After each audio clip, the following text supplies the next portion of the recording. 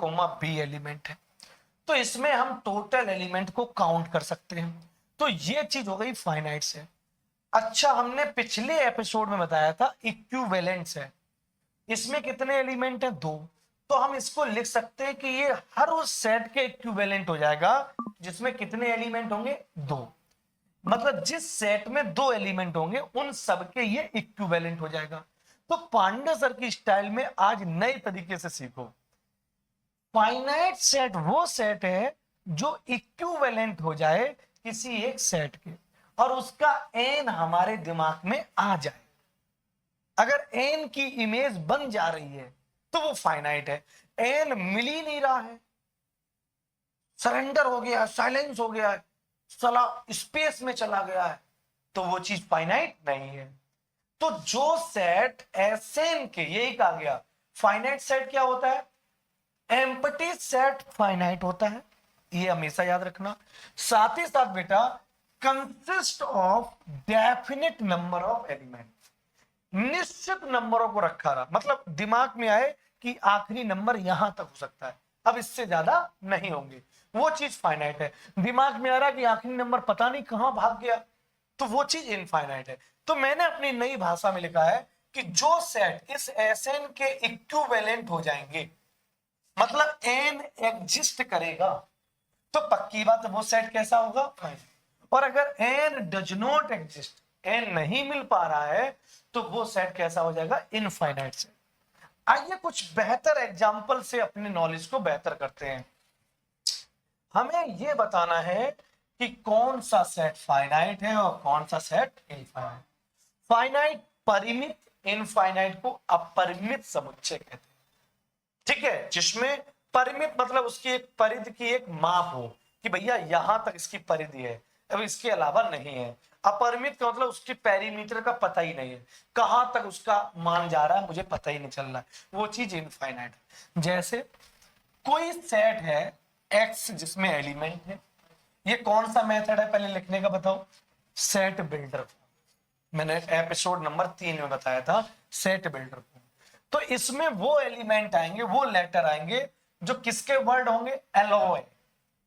तो इसका मतलब इसमें जो एलिमेंट है वो हमें पता है, एक तो एल होगा, एक ए होगा, एक एल होगा। अब एल को रिपीट तो करेंगे नहीं, फिर होगा ओ होगा, फिर होगा डब्ल्यू। तो कितने एलिमेंट हो गए? 4। तो भैया हमें मिल गया ना बाउंड्री पॉइंट, एक पेरीमीटर मिल गया कि भैया 4 मीटर है। कितने मीटर? तो भैया इसको लिख सकते हैं कि ये S4 के इक्विवेलेंट, मतलब हमें 4 मिल गया, इसका मतलब ये फाइनाइट है। ध्यान। अब बोले सर ये इतनी बातें क्यों बता रहे हो? सर सीधी सी बात दुनिया बोलती है, जिनके एलिमेंट को गिन सके वो फाइनाइट, जिनको नहीं गिन सके वो इनफाइनाइट। इसकी वजह होगी, पांडे सर अगर किसी बात पे जोर दे रहे हैं तो कोई ऐसा एग्जाम्पल मिल रहा होगा जिसमें खोपड़ी घूम जाएगी कि इसमें एलिमेंट गिन पा रहे हैं या नहीं गिन पा रहे। इसका मतलब बेटा एक्स क्या है? X is a drop of water in a glass. ये एग्जाम्पल बहुत एग्जाम में आया होगा।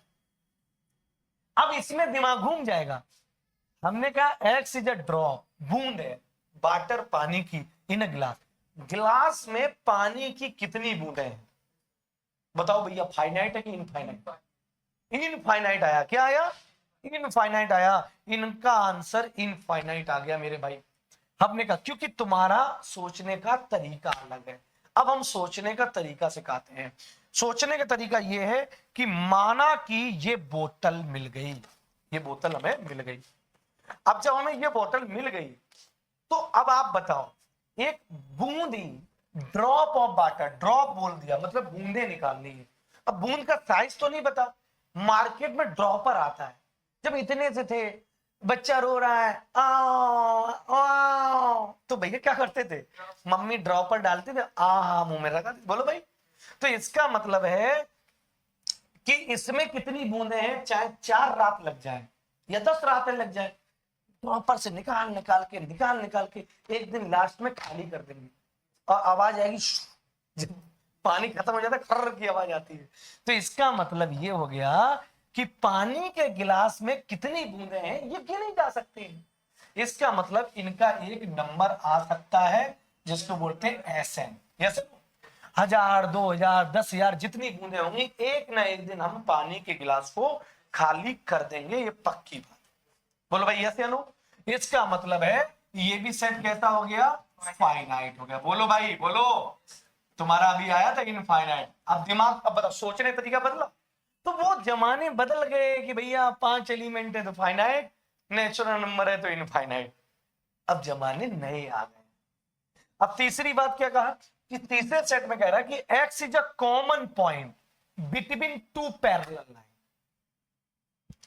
जो दो पैरेलल लाइन है उनके बीच में कॉमन पॉइंट बताओ। तो ये फाइनाइट सेट होगा या इनफाइनाइट सेट?